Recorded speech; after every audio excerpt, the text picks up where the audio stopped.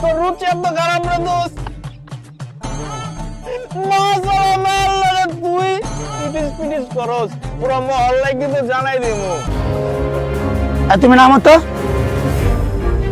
তুমি যেটা মাশাআল্লাহ মায়া সেটা তো আমি আগে জানতাম না, যদি আমি জানতাম তা তোমার সাথে রিলেশন করতাম না। তুমি থাকো এখানে।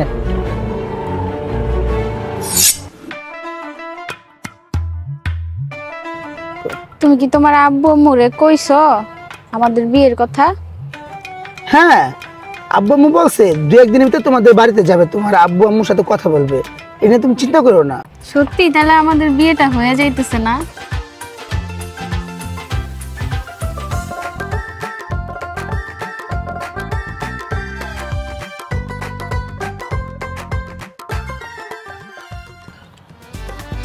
কিরে সব ঠিকঠাক আছে? হ্যাঁ ভাই ঠিক আছে। ওই যে ভাই রাসেল না আপনার বন্ধু, যাইতাছে এদিকে। ভাই আর আসলি তো লগে মায়া ডাকেটা চল তো। ভাই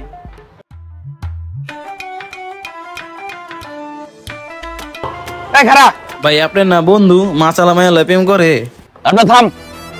শোন তোর যদি মায়া ঠেলাকটা আমারও করতে বেড়া, তো তো টস মায়া আছে আর তুই বেড়া তোর রুচি আসলেই খারাপ বুঝছস। একটা মায়া সালার মায়ের লগে তোর বাপ ভালোই তো জুটাইছো কোটিপতি দেখা, হ্যাঁ?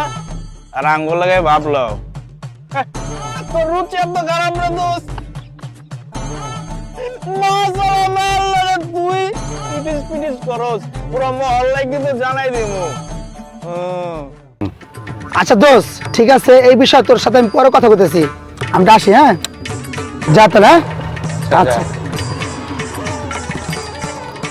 মাশাআল্লাহ মায়ের লাগে পিটিস করে।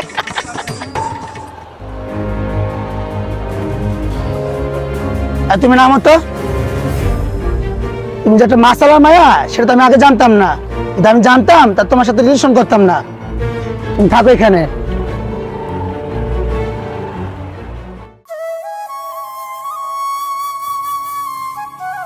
আপনি একটা মাশাআল্লাহর মাইয়া দেখা আমার সম্পর্কটা ভাঙা গেল গা।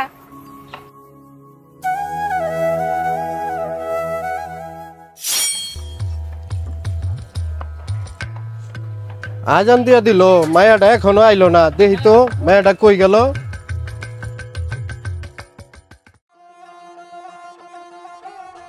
মা কই গেছিলি? বাবা বান্ধবী সীমার বাসায় গেছিলাম। মারে মনটা খারাপ কেন? মনটা খারাপ কি লিগা? তোমার অনেকদিন ধরে কমো ভাবতাছি কিন্তু কইতে পারি নাই।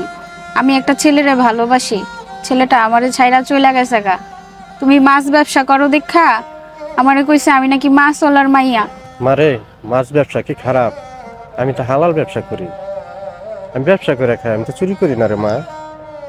তোমারও তো ভুল আছে রে মা, ছেলেটারে তুই বলস নাই যে তোর বাবা মাছের ব্যবসা করে। বাবা তুমি ঠিকই কইছো, আমারই ভুল হইছে। তুমি যে মাছ ব্যবসা করো সেটা তো আমি কই নাই। তুমি তো মাছ বিক্রি কইরাই আমার লেখাপড়া শিখাইছো, আমি তো ওইভাবে ভাবি নাই। আর এটা তো কোনো খারাপ কাজ না, এটা তো গর্বের কাজ।